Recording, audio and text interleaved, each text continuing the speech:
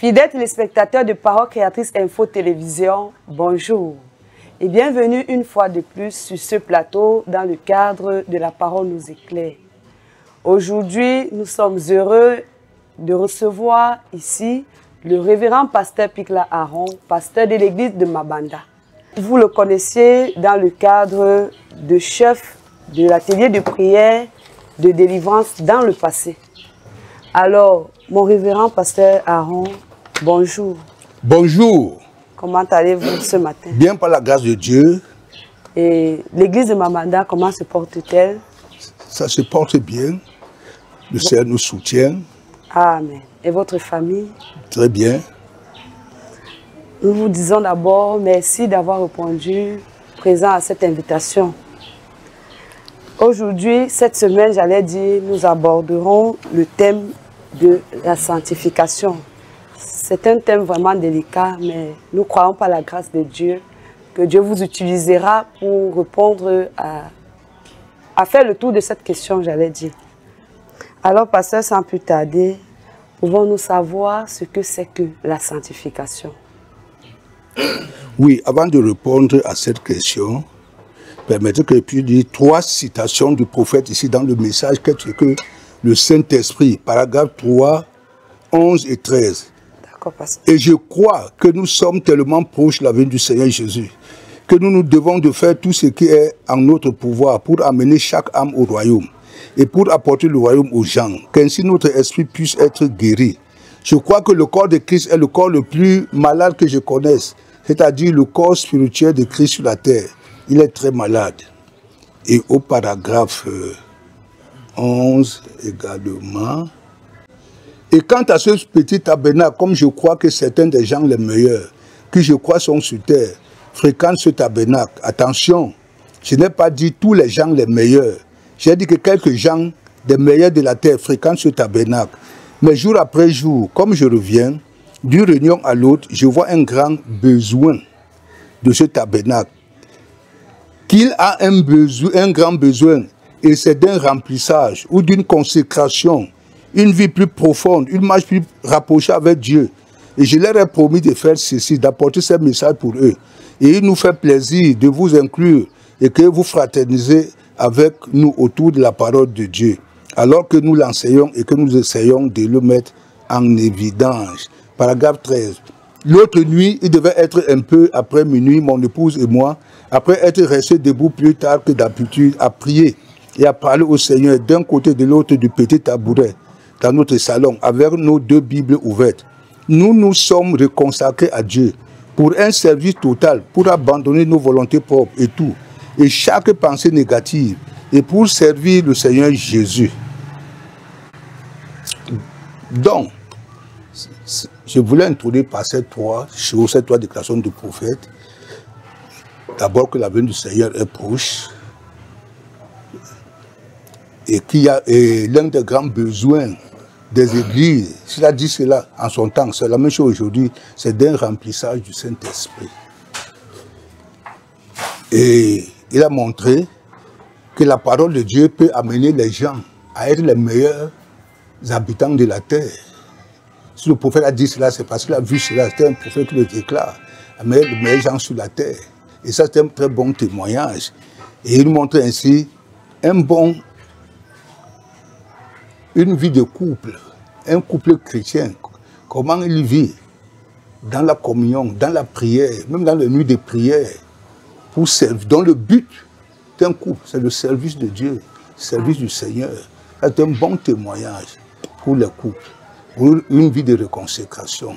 Donc que Dieu bénisse cela. Merci, pasteur. Nous attendons toujours la définition de la sanctification. Et je profite pour dire que c'est une très belle façon d'entrer dans le sujet. Le mot sanctifier, la sanctification, c'est un grand thème, c'est un grand sujet. C'est le cœur même du christianisme. L'un des cœurs du christianisme. Sanctifier, la définition que le prophète donne dans le message, la demeure future, paragraphe 91, il dit sanctifier. C'est un mot grec composé de 2 mots, qui veut dire nettoyer et mis à part. nettoyé et mis à part pour le service. Et Frère Branham illustre ça de cette manière. Il dit c'est comme un verre qu'on prend dehors. Tu vois un verre dehors dans la saleté, tu le prends. Tu sais que c'est un verre. Il peut servir à quelque chose. Même il ne peut pas servir étant sale. Tu le nettoies. Et quand les gens nettoyés, tu l'apprêtes pour qu'il soit servi. Et il va servir, il ne peut pas servir étant vide, il doit servir étant plein. Et c'est une main qui doit tenir ce verre pour le faire servir. Donc, et ce verre est un type du pécheur. Il n'a pas été pris dans quelque chose de meilleur, de propre, mais dans la saleté. On t'a nettoyé. Parce qu'on veut que tu puisses être utile plus tard. Et avant d'être utile, il faut d'abord que tu sois rempli. Et on est rempli de quoi? C'est ce qu'on a vu tout à l'heure. Le besoin d'un remplissage. Et ce remplissage, le remplissage du Saint-Esprit. Comme on peut être rempli du Saint-Esprit, on peut être rempli de la parole de Dieu. On peut être rempli de la sagesse de Dieu. On peut être rempli de l'intelligence de Dieu. Alors, on est rempli pour être utile à quelque chose. Voilà. Voilà le mot sanctification. Merci, pasteur. Pouvons-nous savoir pourquoi faut-il être sanctifié? Quel est le but de la sanctification et à quelle fin? Oui. Dans Hébreux 12, je peux le lire. Hébreux 12 et 12. Pour que chacun soit sûr que ce n'est pas le pasteur Aaron qui parle, c'est la Bible qui parle. Effectivement. C'est quelque chose, la Bible peut l'ouvrir et lire pendant que je lis. Hébreux 12, il dit fortifiez donc les mains languissantes et vous genoux affaiblis. Et suivez avec vos pieds des voies droites, afin que ce qui est boiteux ne dévie pas, mais plutôt se raffermisse. Recherchez la paix avec tous et la sanctification sans laquelle personne ne verra le Seigneur. Amen. Pourquoi je dois me sanctifier? J'ai envie d'aller chez Dieu, non? J'ai envie de voir le Seigneur, non? Et le Seigneur donne bien une ordonnance claire. Tu peux me voir dans la souillure, dans la saleté, dans la vie de désordre. Hein? Parce que c'est un Dieu saint. Oui, voilà, c'est ça que dit dans Exode 19. Il dit, je suis saint, vous serez saint comme moi. Donc il faut me ressembler. C'est ça. D'accord. Voilà. Donc, si l'on lit ici dans Exode 19, comme vous avez anticipé, dans Exode 19. Exode 19. Oui. L'Éternel, Moïse monta vers Dieu. L'Éternel appela du haut de la montagne en disant, tu parleras ainsi à la maison de Jacob. Et tu diras aux enfants d'Israël, vous avez vu ce que j'ai fait à l'Égypte et comment je vous ai porté sur les ailes de l'aigle et amené vers moi. Maintenant, si vous écoutez ma voix et si vous gardez mon alliance, vous m'appartiendrez entre tous les peuples, car toute la terre est à moi. Vous serez pour moi un royaume de sacrataires, une nation sainte. Voici les paroles que tu diras aux enfants d'Israël. Vous m'appartiendrez en propre et vous serez une nation sainte. Donc le peuple de Dieu est appelé à être une nation sainte. Et Pierre le dit ici. 1 Pierre chapitre 1er, à partir du verset 14 et 15. Comme des enfants obéissants, ne vous conformez pas aux convoitises que vous avez autrefois quand vous étiez ignorants. Mais puisque celui qui vous a appelé est saint, vous aussi soyez saints dans toute votre conduite. Donc il est écrit, vous serez saints, car je suis saint. Maintenant, le problème qu'il y a ici, c'est que si Dieu nous demande d'être saints, c'est à lui de dire comment faire pour être saint. Oui. Effectivement. Comment moi, je peux savoir comment faire pour être saint? Ça veut dire pour plaire à Dieu. Qu'est-ce que je dois faire pour plaire à Dieu?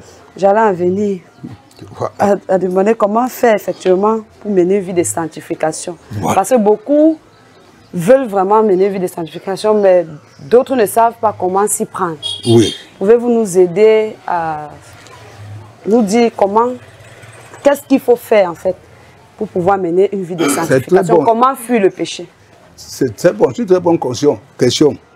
Quand j'ai commencé à lire, si vous lisez dans Exode 19, jusqu'à Exode 40, si quelqu'un dit ça, c'est formidable. Quelqu'un dit ça, c'est formidable. Là, quand vous voyez qu'avec Dieu, avec Dieu, Dieu ne reconnaît que ce qu'il vous a dit de faire. Dieu ne reconnaît que la chose qu'il vous a demandé, la chose qu'il vous a dit. Parce que c'est là où est le problème.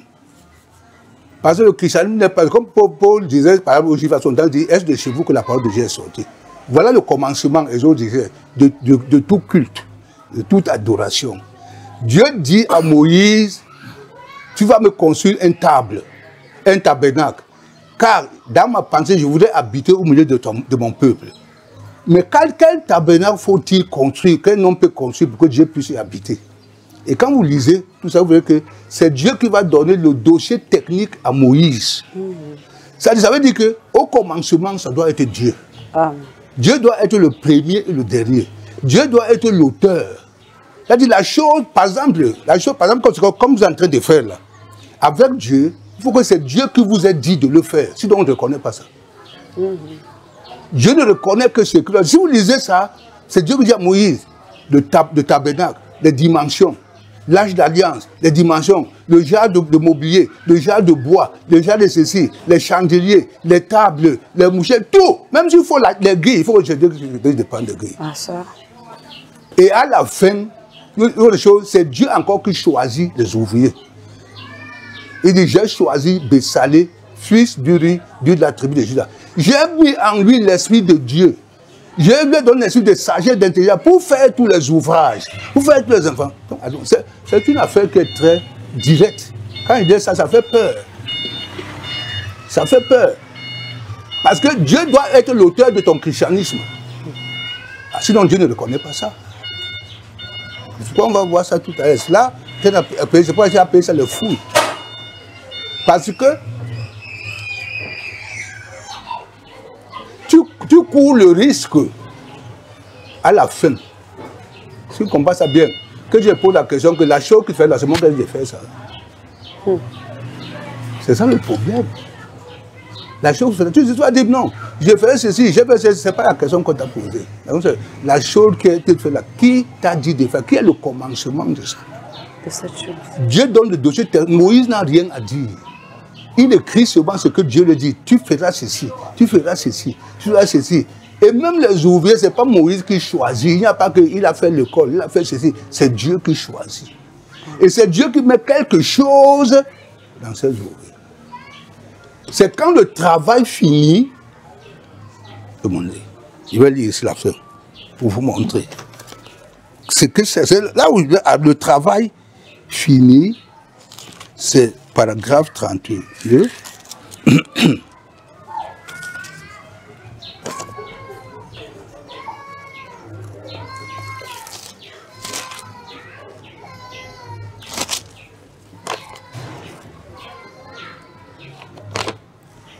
Oh là, il n'arrive pas à trouver. Parce que quand le travail fini, la Bible dit, Moïse examina tout le travail et voici, cela avait été fait comme l'Éternel l'avait demandé. Et quand maintenant c'est fini, Dieu lui-même, alors la nuée couvrit la tente d'assignation et la gloire de l'Éternel remplit comme ça. C'est-à-dire quand la chose a été faite comme Dieu l'a demandé, Dieu lui-même vient dédicacer ça. Amen. Pour montrer qu'il a accepté ça. Qu'il est au commencement. C'est lui qui est l'auteur. Ce que je veux prendre, c'est Dieu qui doit être l'auteur de la chose de Dieu. Amen. C'est Dieu qui doit être l'auteur de la chose, ce n'est pas nous-mêmes. Voilà. C'est pourquoi quand on aborde maintenant la vie, comment alors je dois mener une vie de sanctification? Et là, on pique le mot vie. Comment d'abord se produit une vie? Parce que la vie, c'est quoi? Il y a le ABC de la vie. C'est que je mange, c'est la vie. Je travaille, c'est la vie. Je mange, c'est la vie. Je me lave, c'est la vie. Donc, ça doit être une vie quotidienne. Comme les choses que nous faisons d'une manière quotidienne. Ok. Maintenant, quand on prend la vie, on arrive à Jean chapitre 3, l'entretien de Jésus et de Nicodème. Nous savons qu'il y a la vie naturelle et la vie spirituelle. Et comment se produit une vie? C'est ce que je lui disais à Nicodème. Il faut que vous naissiez de nouveau. Nicodème a dit, mais comment? Je suis déjà né. il y a peut-être 50, 60 ans. Comment il peut encore rentrer en arrière? Le Seigneur pouvait lui dire, mais il a dit, tu es docteur, tu as eu ton doctorat, ou quelle est l'université qui t'a donné ton doctorat? Tu ne sais pas que pour qu'une vie se manifeste, il faut une naissance. Il faut une naissance pour qu'une vie se manifeste. Donc nous allons prendre là les deux naissances. La naissance naturelle, qui est un type de la naissance spirituelle. Et ça sera le fondement. C'est ça le fondement. Et Frère m'a dit, pour qu'il y ait une naissance naturelle, il y a trois choses. Pour qu'une naissance soit complète, l'eau, le sang et l'esprit qui est la vie. Et l'enfant est né d'une manière normale. Maintenant, cette naissance, sur la parole de Dieu, qui vient de l'homme et de la femme, est un gâchis, c'est un échec, c'est un raté. Et Frère Branham compare cette naissance à un porc. Tu as un porc, mais tu veux que le porc soit propre. Tu vas payer les meilleurs produits qu'on va se marier à des millions. Tu payes les meilleures brosses, tu payes les meilleurs serviettes, le meilleur parfum. Parce que tu veux que ton porc soit propre et n'aille plus dans la boue. Tu nettoies ton porc correctement comme il faut. Et quand tu as fini, il est propre. Tu peux envoyer les clichés dans les vidéos, va regarder un porc qui était sage, il est propre, clair. Tu dis alors au porc, tu vois, je t'ai nettoyé, j'ai payé cher pour te rendre ce que tu es là. Je ne veux plus entrer dans la bouche. Tu comprends? Il dit oui. Tu lui mets même le smoking. Libère-le, il va aller dans le produit. Pourquoi? Il a la nature d'un porc. Tu as beau l'engueuler, tu as beau l'insulter, tu as beau tout faire, tu ne peux rien faire. Le porc lui-même ne peut rien faire. Qu'est-ce qu'il faut? Il faut changer sa nature. Il n'y a que Dieu qui peut le faire. C'est pourquoi notre monde ne peut rien. Les gens ne peuvent rien, l'école ne peut rien, l'éducation ne peut rien. Pour que les gens soient changés, il faut Dieu pour qu'il y ait un changement. Et maintenant, dans le domaine spirituel, nous avons appris qu'il faut aussi trois choses. Pour qu'il y ait une nouvelle naissance. Pourquoi le Seigneur Jésus a parlé de la nouvelle naissance? Il faut la justification, la sanctification et le baptême du Saint-Esprit. Maintenant, qu'est-ce que Dieu lui appelle la nouvelle naissance? Frère Branham, nous allons lire dans la Bible, dans Luc chapitre 1er, le verset 26. Au 6e mois, l'ange Gabriel fut envoyé par Dieu dans une ville de Galilée appelée Nazareth, auprès d'une vierge fiancée à un homme de la maison de David, nommé Joseph. Le nom de la vierge était Marie. L'ange entra chez elle et dit, « Je te salue, toi à qui une grâce a été faite. Le Seigneur est avec toi. » Troublée par cette parole, Marie se demandait ce que pouvait signifier une telle salutation. L'ange lui dit, « Ne crains point, Marie, car tu as trouvé grâce devant Dieu. Et voici, tu deviendras enceinte et tu enfanteras un fils et tu donneras le nom de Jésus. Il sera grand, il sera appelé fils du Très-Haut. Et le Seigneur Dieu lui donnera le trône de David son père. Il régnera sur la maison de David éternellement et son règne n'aura point de fin. » Marie dit à l'ange, « Comment ça se fera-t-il puisque je ne connais point d'homme ?» L'ange lui répondit, « Le Saint-Esprit viendra sur toi et la puissance du Très-Haut te couvrira de son ombre. C'est pourquoi le Saint-Enfant qui naîtra de toi sera appelé fils de Dieu. Voici Élisabeth, ta parente, a conçu elle aussi un fils en sa vieillesse. Et celle qui était appelée stérile est à son sujet, moi. Car rien n'est impossible à Dieu. » Marie dit, « Je suis la servante du Seigneur, qu'il me soit fait selon ta parole. » Et l'ange la quitta. Donc, la Bible dit, au 6e mois, ça veut dire quoi? À une période fixe de l'année. À une certaine période fixe de l'année. Nous avons vu là-bas, on retrouve un commencement où il faut que la chose, Dieu soit l'auteur de la chose.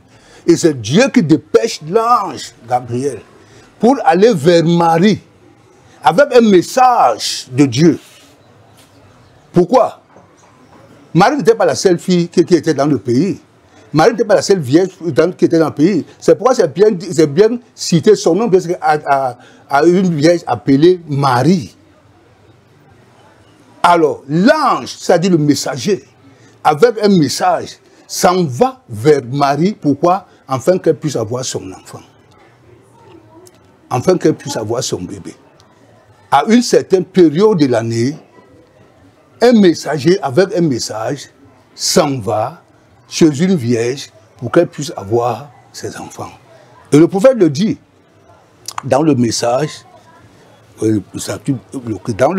mariage et divorce, paragraphe 118, paragraphe 117. Remarquez la raison pour laquelle les animaux ne pouvaient pas le faire. Un animal femelle, c'est parce qu'il faisait partie de la création originelle. Mais la femme ne faisait pas partie de cette création originelle. Maintenant, nous allons remonter dans le passé pour voir ça. Et après, nous reviendrons jusqu'au temps moderne, dans le Testament.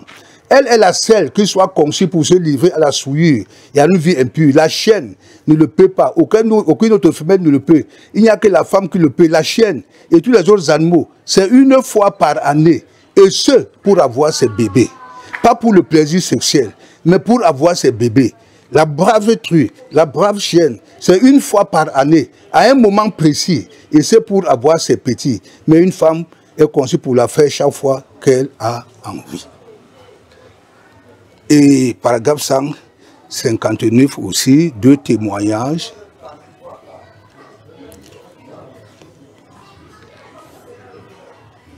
« 157.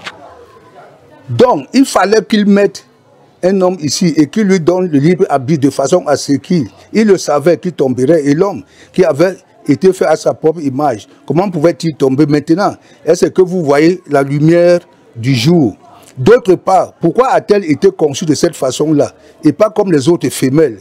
Pourquoi la femme a-t-elle été conçue ça et pas les autres femelles? Aucune des autres femelles n'a été conçue comme ça. Elles ne le sont pas aujourd'hui. Elles ne peuvent pas l'être. Comme elle n'est pas faite comme ça, elle ne peut pas agir comme ça. Alors pourquoi n'a-t-il pas fait cette femelle à la femme, comme les autres femelles, pour qu'elle soit exactement comme les autres, pour élever ses bébés tout simplement?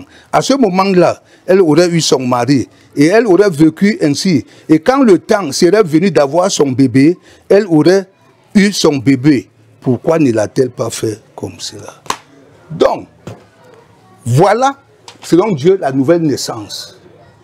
À une certaine période fixée par Dieu lui-même, un messager avec un message de Dieu s'en va proclamer ce message. Voyez-vous, on regarde les animaux, comme dit ici, on regarde les oiseaux, on regarde les âges de l'Église. On regarde les âges de l'Église. À une certaine période, il y a un messager qui va avoir dans un âge. Il proclame son message, c'est-à-dire sème la semence dans le cœur. Ceux qui ont reçu cette semence du messager dans leur cœur comme Marie, c'est elle qui les amène à la nouvelle naissance.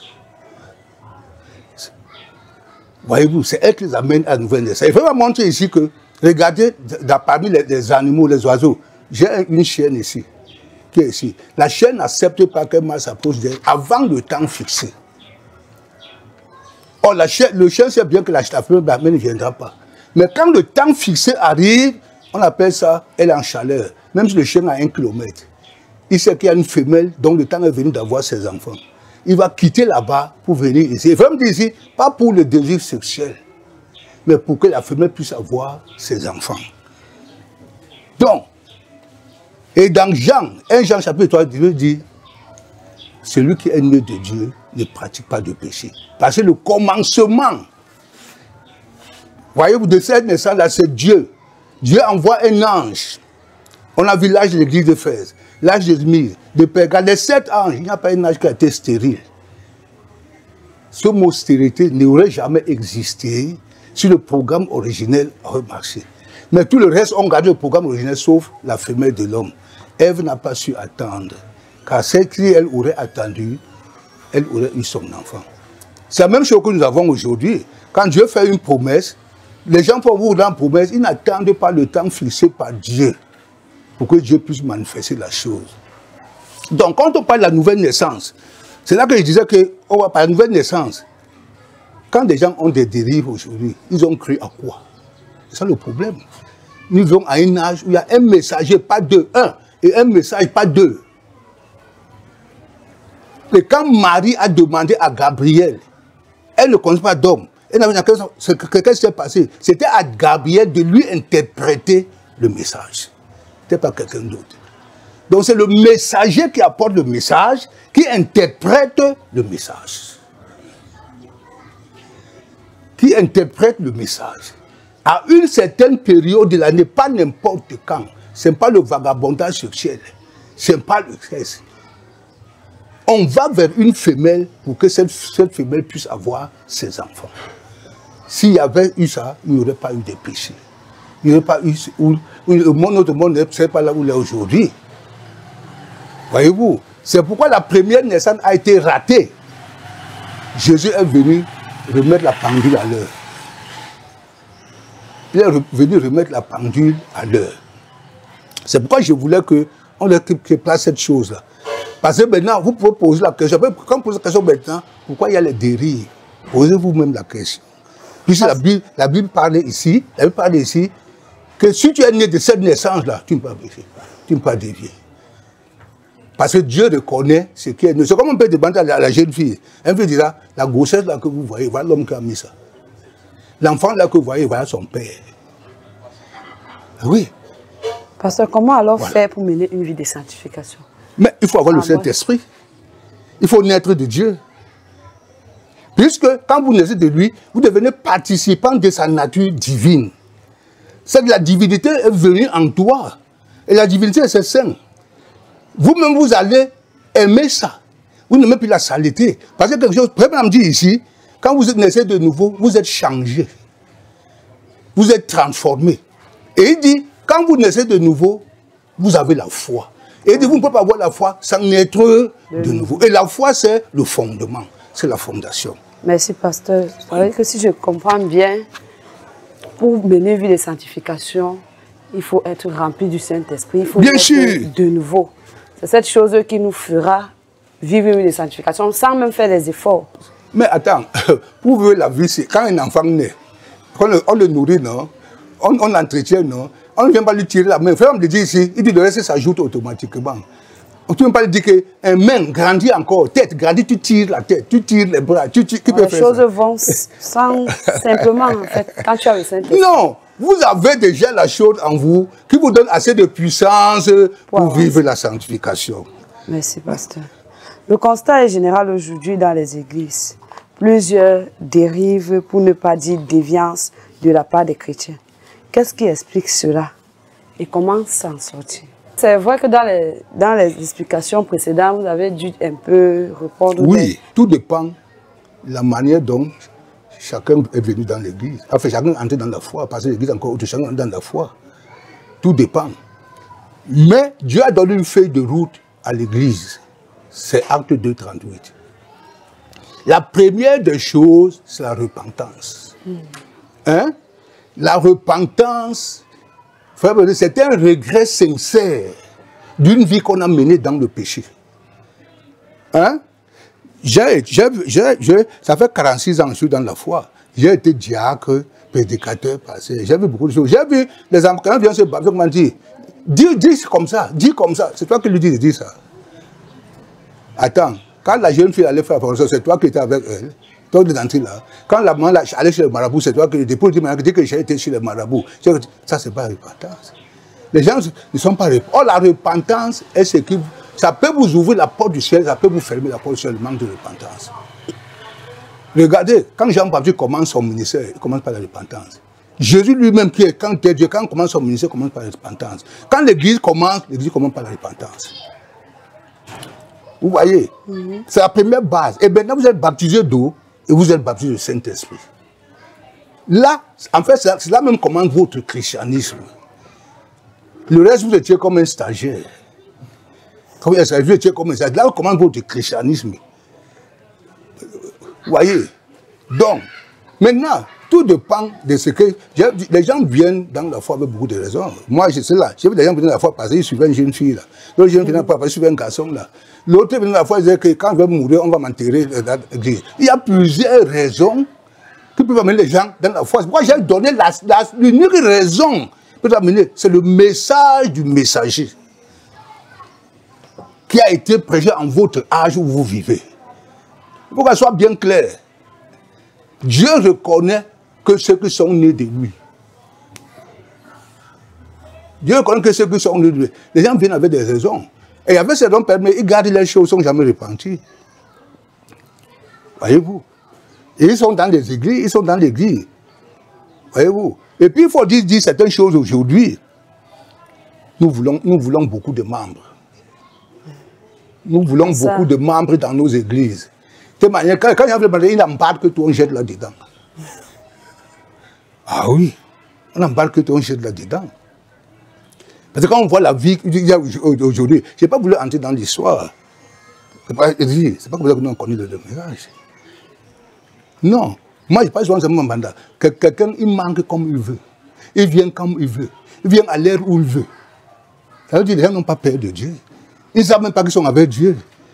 Donc, quand les gens font de Dieu, ils ne savent même pas qu'il y a un Dieu. C'est pourquoi il y a une question là que j'ai laissée. C'est vraiment dit, quand vous naissez de vous avez la foi c'est quoi? La révélation. La révélation, c'est quoi? C'est dévoiler, faire connaître. Ça veut dire, quand vous naissez de Dieu, Dieu se fait connaître à vous. Les gens ne connaissent pas Dieu. Ils ne connaissent pas Dieu. Les gens sont dans l'église, ils ont les totems d'un côté et Dieu de l'autre. Ils n'ont pas Dieu. Ils totem le mélange avec Dieu. Ils ont l'obscurité d'un côté, la lumière de l'autre. C'est impossible. C'est vrai, pasteur. Qu'est-ce qu'il faut donc faire pour s'en sortir? Hein? Qu'est-ce qu'il faut faire pour s'en sortir? Je vais répondre à cette question à la fin. Parce qu'en utilisant le message que vous avez écouté dernièrement, rendre service à Dieu en dehors de la volonté de Dieu. Les gens sont en dehors de la volonté de Dieu sans le savoir. Alors, pasteur, quel commentaire faites-vous du mouvement actuel du Saint-Esprit dans l'Église qui interpelle les chrétiens à regagner les rangs dans la pureté et dans la sanctification? Voilà. Nous ne pouvons pas laisser la parole de Dieu à côté. Il y a Matthieu 18 qui doit être appliqué dans nos églises. Même si on fait n'importe quoi, si la parole de Dieu n'est pas placée en avant, ça ne peut pas porter quelque chose. Pourquoi? Tu vois quelqu'un qui fait quelque chose, tu restes tranquille, tu ne lui dis pas. Parce que la Bible enseigne. Va voir ton frère, parle-le. Si tu n'es pas compris, prends un autre témoin. Pas de décision, amène dans l'église. On est dans un mélange. Parce que vous avez posé une question là que les gens connaissent, il y a les gens qui sont là, ils connaissent les choses que les gens font. Tu as ton ami qui court derrière les femmes. Tu sais ça, tu restes tranquille. Et vous voulez quoi? Quand le péché entre dans l'église, le péché affaiblit l'église. Vous passez le temps à prier, vos prières ne vont nulle part. Le péché affaiblit l'église parce que vous-même vous êtes complice de ce péché-là. Vous ne voulez pas dire, vous ne voulez pas parler. Vous ne voulez pas parler. Vous connaissez le pouvoir, mais vous le mettez derrière. Vous voyez, de cette dernière ne peut pas tellement agir. Hein? C'est pourquoi la Bible dit, pourquoi il y a beaucoup d'infirmes parmi vous, et beaucoup sont morts, même morts spirituellement. Pourquoi? Il y a des brèches. Les gars, c'est ma maison aussi. Comme elle est là. Ici, c'est ouvert. Ici, c'est ouvert. Mais quand le voleur vient, il se dit que c'est ma maison. Puis c'est ouvert. On m'a laissé les portes de fenêtre. Il va passer. Il y a même ceux qui vivent avec les filles, même dans l'église. Il y a tout ce... C'est comme à la dénomination. Non. Il faut mettre la parole à jour. Merci, pasteur. Quelles sont les conséquences pour ceux qui cachent leur péché? Ceux qui ne se répandent pas? Mais les conséquences, c'est que si tu meurs, tu vas en enfer. Attendez, je vais vous raconter une histoire qui s'est passée, comme même c'est bref. Je vais vous dire les conséquences. Là où ça va, tu meurs, tu vas en enfer. Même si tu es dans une église où le pasteur, c'est Dieu qui l'a placé. Une église connue par Dieu. Mais toi, si tu meurs en cachant tes péchés, tu vas en enfer. Parce que d'autres disent que Dieu est mort pour leurs péchés passés, présents et futurs. Frère Branham dit ici, ici dans le message, il dit, quand vous vous repentez, c'est pour vos péchés passés, pas pour vos péchés futurs. Parce que vos péchés futurs, si vous les faites, vous devez les confesser. Les péchés que vous avez confessés aux autres de baptême, pas pour les péchés. Tu sais que le péché futur, tu vas faire quoi? Donc tu le fais à leur respect. Comment je peux confesser le péché futur? Je suis en train de me projeter pour confesser le péché. C'est le catholicisme. Le péché futur, par exemple, on disait que dans le temps, les gens donnaient l'argent à l'église pour que l'église prie pour eux. Pour tous les pays qui vont commettre pendant leur parcours sur la terre. Et comme ça, ils n'iront pas en enfer. Frère Branham dit, c'est pour vos péchés passés. Pour vos péchés futurs, il faudra les confesser. Merci, parce que ça, c'est un pan.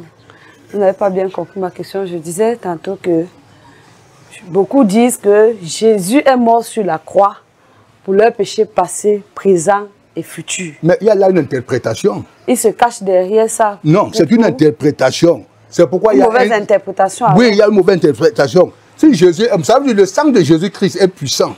Hein? Le sang de Jésus-Christ ne peut agir sur nous que si nous confessons. Voilà où je la donne de manière claire. Je marche en route. Je suis en blanc, n'est-ce pas? On éclabousse mon pantalon. C'est comment? C'est ça, non? C'est ça, il faut quand je viens, c'est toi qui dois me dire. Moi, je sais que tu dois le laver, non? Il y a les produits, non? Voilà. Effectivement. C'est clair. Parce que le temps efface-t-il le péché? Non, c'est le sang de Jésus qui efface le péché. Ce n'est pas le temps. Comment confesser un péché alors? Ou alors, quelle est la bonne procédure pour mettre sa vie en ordre? Ça dépend du péché. Ça dépend du péché. Écoute. Quand j'ai lu cette question-là, j'ai été diacre. Hein? Parce qu'il y a les péchés confessés qui sont à moitié. C'est-à-dire, on n'est pas allé au fond. Voilà ce que je faisais. Quand une jeune fille commettait la fornication, quand j'étais diacre, elle venait me voir. J'ai dit que souvent elle avait peur que son père, j'appelais, je lui ai dit, elle a confessé à l'église. Ça, c'est l'église. Mais j'ai dit qu'il y a un autre point qui reste. Il faut couper les liens avec ce garçon. Tu connais le gars, oui, il est où, il travaille où? Tu peux donner rendez-vous, oui, ok. Donne le rendez-vous, soit à la pause de midi, soit à la sortie du soir. J'ai amené la fille là-bas. Je lui dis, je m'en parler au gars. Je lui dis que la fille que tu vois, si tu as comme la fonction avec elle, dans notre assemblée, on ne fait pas ça, on ne vit pas avec une femme. Donc c'est un péché. Donc je viens te dire, que ce soit la dernière, la première dernière fois, je ne veux pas que tu l'appelles au téléphone, que tu le siffles, tu le vois en route. Fais comme si tu ne l'as jamais connu. Parce que c'est une souillée. Tu as bien compris que j'ai dit oui. Je dis à la fille de parler aussi devant le gars. Demander pardon, je coupe. Je n'ai pas besoin d'attendre que le gars me réponde. Je reprends ma fille, on rentre. L'essentiel est fait. Oui, l'essentiel est fait. Parce que, si elle confie à l'église, le gars là n'est pas dans votre église. Effectivement. Il ne sait pas ce qui se passe là-bas, il peut la récupérer. Ou peut même la récupérer quand elle est mariée. Parce que un péché du ciel affaiblit la personne. Donc il faut couper les liens, il faut aller jusqu'au fond. Maintenant, parler avec une femme mariée, est-ce qu'elle doit faire le message, l'enseigner? Elle doit prendre le conjoint, aller voir la personne avec qui on a commis cela. Maintenant, si c'est avec ton frère, va voir ton frère. Si tu as pris son argent, remets son argent. Donc ça dépend du péché. Et chaque péché doit être réglé. Pourquoi? Parce que le péché est une tâche. Une tâche. Et souvenons-nous, même quand tu confesses, Dieu te punit. Il ne faut jamais l'oublier. Si ne punit pas, tes enfants vont le couper. Donc la vie de sanctification te protège toi-même et protège même ta maison. Même après toi. Il y a les gens qui payent ce que leurs pères ont fait. Votre père peut même être au ciel. Ce n'est pas ce problème-là. Mais tu payes de ce péché-là. Donc c'est pourquoi il est très normal de confesser ce péché, de mettre sa vie en ordre. Que ta vie soit claire. Quand tu ne sais pas, quand tu pourrais être appelé à quitter la terre et laisser des dossiers non traités derrière toi. Voilà. Merci, pasteur. C'est vraiment bien détaillé. Nous avons vraiment besoin de ce genre, de retourner à ce genre de confession jusqu'à la base, jusqu'au fond, j'allais dire. Merci, pasteur. Pouvez-vous nous donner quelques exemples dans la Bible et le message montrant l'importance de se sanctifier? Les bénéfices qu'on en tire. Oui, je peux donner par exemple. J'ai pris par exemple l'exemple de Joseph qui s'est sanctifié. Voyez-vous, pour son Dieu. Il est dans la jeunesse. Une femme a voulu abuser d'elle, il n'a pas pu accepter cela. Mais cela a permis cette vie. Ça veut dire quoi? Quand nous nous sanctifions, c'est moi qui gagne. Vous voyez, c'est moi qui gagne. Pourquoi? Parce que Dieu te cote des dossiers. Si tu te sanctifies pour ton Dieu, pour ton Seigneur, il peut te coter des dossiers. Dieu a coté un dossier à Joseph. Pour le salut de sa famille et pour le salut même de ce monde-là. Il a sauvé ce monde-là. Parce qu'il était consacré, ça vient de consacrer à Dieu. Pourquoi j'ai dit ça?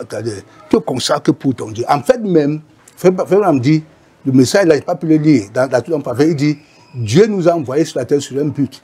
Et ce but, c'est être des fils, des filles de Dieu, être des adorateurs de Dieu. Quand tu connais le but pour que tu es sur la terre, tu dois te consacrer à Dieu. Parce que Dieu veut se servir de toi. C'est ce bal qu'on est parti sur le verre, sur le verre. Il doit être utile. Toi, tu es utile à quoi? À Dieu. Si tu vis dans la bouillabaisse, tu es utile à quoi? Tu n'es pas utile. Donc tu passes ton temps sur la terre. C'est pourquoi Dieu peut te retirer n'importe quand. Quand tu ne sais de rien, tu n'es pas utile. Vraiment. Voyez-vous? Mais regardez Daniel. L'argent de gagner. Depuis le jour où tu as eu à cœur de t'humilier devant ton Dieu, Dieu a parlé de toi. On a parlé de toi au ciel. Et fais-moi quand comment tu dis, n'est pas une bonne chose de savoir que on s'est entretenu de toi au ciel dans de bons termes. Au ciel, on t'appelle un bien-aimé. Hein? Et on dit, parce qu'il a eu à cœur. Voyez-vous, quand on les a menés à Babylone, on les a menés ce que les gens se battent aujourd'hui, les mains du roi. Aujourd'hui, chacun, on dit que frère, tu as ta chambre, toi tu manges la table du roi. Tu as ta chambre, toi tu manges que les mains du roi, les vins du roi. Daniel a refusé ça. Ils sont les mains des païens. Ils mangent les légumes. Il ne veut pas se souiller. Et parce qu'il a eu cette pensée, parce que le problème avec nous, c'est quoi? La pensée qui est dans notre cœur pour ton Dieu. Dieu lui a confié le dossier de sa nation. On dit, Dieu a confié le dossier de la race d'Israël à Daniel depuis le temps de Daniel jusqu'au retour de Jésus. Ça devant le milieu. Parce qu'un garçon a à cœur de sanctifier pour son Dieu, de se consacrer pour ton Dieu. Donc, quand je me consacre pour mon Dieu, c'est moi qui gagne. Je peux bénéficier des bonus, de beaucoup de choses. Dieu ne peut pas confier. Dieu a beaucoup de choses avec lui. Et il veut que l'homme s'associe à lui, dans le salut des âmes, à la chaise de son frère. Même pas te confier alors que tu vis dans la souillure. Tu vis dans la mauvaise vie. Voyez-vous? Donc, c'est là. Merci, pasteur. Nous allons chuter. Nous allons terminer, j'allais dire. J'ai quelque chose que je voulais dire. Allez-y. Parce que ce dossier, je ne voulais pas le dire. Mais je vais le dire. Pour répondre à cette question, les gens qui cachent leurs péchés. Je ne voulais pas le dire. Mais voilà ce que je vais dire. J'ai parlé à demi-mot, en parabole. Je suis parti faire un deuil. Je suis parti faire un deuil quelque part, un jour. Je fais le deuil. Je donne même le témoignage sur le deuil. Je rentre chez moi. Un jour plus tard, il y a quelqu'un qui me rencontre. Il me dit, frère, papa Aaron, tu t'es fait un deuil hier, n'est-ce pas? Oui. Je dis, le Seigneur m'a montré ce deuil-là. Je lui ai dit, voilà le deuil. Le Seigneur m'a dit, voilà le deuil que mon serviteur est parti faire. Il dit que quand je me suis approché du cercueil, des épaules jusqu'à la tête, c'était une personne. Le reste du corps, c'était un animal avec une queue. Ce qui était dans le cercueil. Ceux qui n'avaient que les deux yeux ont vu une personne. Mais voilà l'élément que Dieu donnait de cette personne. Ça veut dire que cette personne était double. Mais elle était dans l'église. Elle était dans l'église du message, pas dans notre église. Elle disait Amen. Elle criait, elle sautait, elle payait l'offrande, elle payait la dîme, elle applaudissait, elle louait le Seigneur. Mais elle était une personne double. Et ça m'a fait un peu mal parce que j'ai donné le témoignage de cette personne. Ça a dit un boutoukou. Mais c'est ça le problème. Je suis parti dire des choses qui étaient fausses. Dire que tu es un frère ou tu ne sais pas, c'est une personne double qui était dans l'église. Et même la mort ne peut pas le changer. Mais vous l'avez dit d'une façon inconsciente. Oui, mais tu vois que si j'avais ça avant, je serais parti là-bas au deuil. Si j'avais parti là-bas. Quand tu me donnais 100 000 parties, j'avais là-bas. Je dis c'est pour attirer l'attention des gens. Effectivement. Cette personne, je ne l'appelle pas frère ou soeur, était en train d'aller où? En enfer. Et nous sommes en train de chanter. C'est pourquoi la Bible dit qui est aveugle comme mon serviteur. J'ai pensé à ça. Voilà les choses que j'ai parti dire. Ce n'était pas un. Les gens s'amusent avec Dieu. Voyez-vous, tu meurs, tu ne t'es pas repenti. Pourtant, il y a le sang de Jésus-Christ. Il veut mourir comme ça, tu vas en enfer. Donc, tout ce deuil que nous faisons là, tout le monde ne part pas au ciel. Il y en a qui vont en enfer, il faut le dire. C'est pourquoi ce thème-là est très important. Que les gens le sachent. Très important. Donc, de grâce, imaginez-vous. Imaginez-vous. Cette femme, un homme qui est marié à une femme, peut-être 30 ans, quand ils ont eu les enfants, sont grands. Il meurt. Parce que quelquefois, Dieu tire le rideau pour ne pas vous montrer la vérité. Parce qu'il y a des nouvelles que tu aurais aimé ne pas être au courant. Et des choses dont tu aurais aimé ne pas savoir. Dieu souvent tire le rideau. La femme est mariée avec son mari. Et quand son mari meurt, Dieu ouvre le rideau, il montre son mari en enfer. Ils allaient tous deux à l'église. mais son mari était double, ou bien vice-versa. Vous savez ce qui va arriver à cette femme-là, tout le reste de sa vie. Non seulement le fardeau qu'elle est veuve, mais son mari est un enfer. Si ça arrivait, vous aurez des enfants, vous savez ce qu'il va faire à ces enfants-là. Donc de grâce, moi, comme toi, nous traitons avec Dieu. Essayons de vivre d'une manière que, si un jour il nous arrivait de quitter la terre, que ce qu'on dira après de nous soit la vérité. Soit la vérité, non pas la comédie. Non pas la comédie. Certaines personnes vous amènent à jouer la comédie. Et ce n'est pas tout. Les partenaires sont là, se moquent de vous. Vous savez que c'est les partenaires qui est là, qu'est-ce que vous êtes en train de leur raconter. Oh, c'est le film qu'on a aujourd'hui. Voilà la réalité d'aujourd'hui. Et vous voyez, nous sommes tous en parlant dans même les prédicateurs. Oh, c'est un prédicateur, c'est encore plus grave. C'est encore plus grave.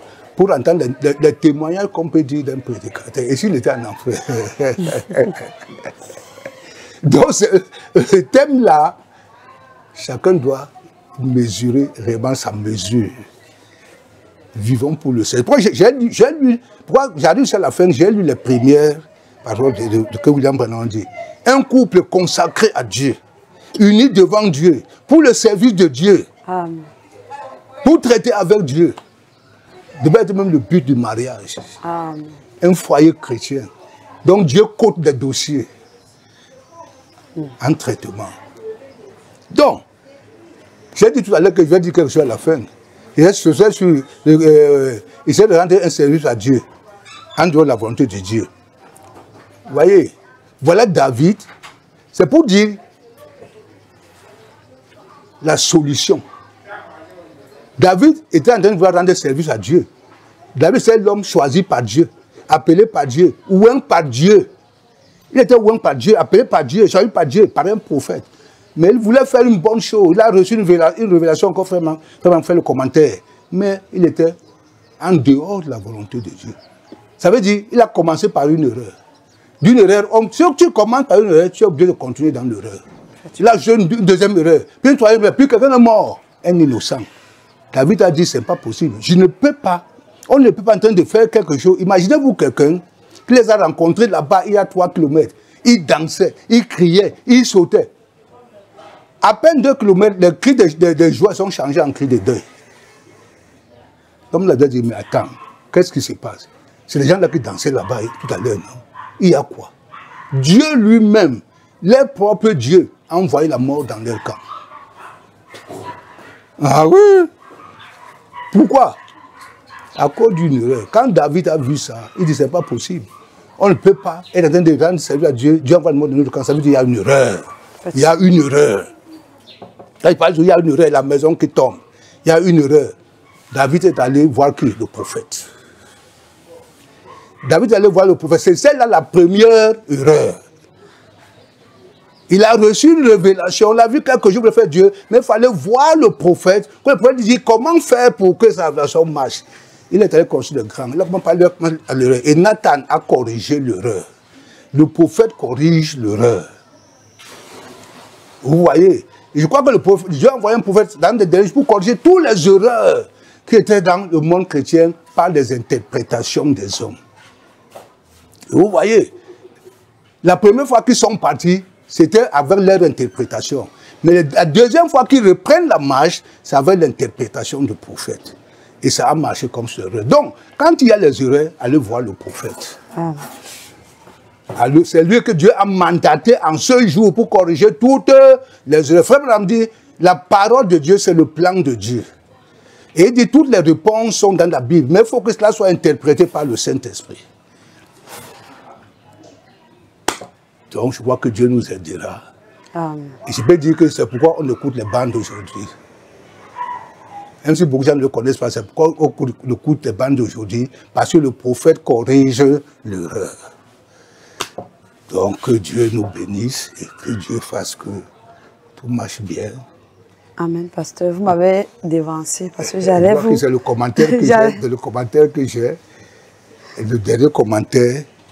J'arrivais à demander quelques conseils et un message pour les nombreux téléspectateurs. Je l'ai dit le message. Merci, pasteur. Écoutez, et rendre un service à Dieu en dehors de sa volonté et consulter le prophète. Merci, révérend, d'avoir répondu à nos questions. Parole créatrice, à ma voix, vous remercie grandement pour votre passage sur notre chaîne. Que Dieu vous bénisse. Et nous ne saurions terminer cette émission sans passer un grand shalom à notre pasteur qui est le directeur de Parole créatrice Info, le révérend Baoya Samuel, depuis le Canada. Que Dieu le bénisse richement. Que Dieu le bénisse aussi de ma part. Amen. Grand camarade. Amen. Grand frère. Si vous avez un mot pour Parole créatrice. Oui. J'ai quelque chose pour Parole créatrice. Mais le jour où je vais en parler, c'est ça devant tout le monde. Vous êtes déjà devant tout le monde? Non, pas tout le monde. Présentez-vous conduire, il n'y a pas de... Parce qu'en fait, peut-être vous-même, vous ne savez pas ce que vous êtes en train de faire. J'ai eu ça l'autre jour. Vous savez, ce que Parole créatrice est en train de faire, il y a un ministère public et un ministère secret. Hein?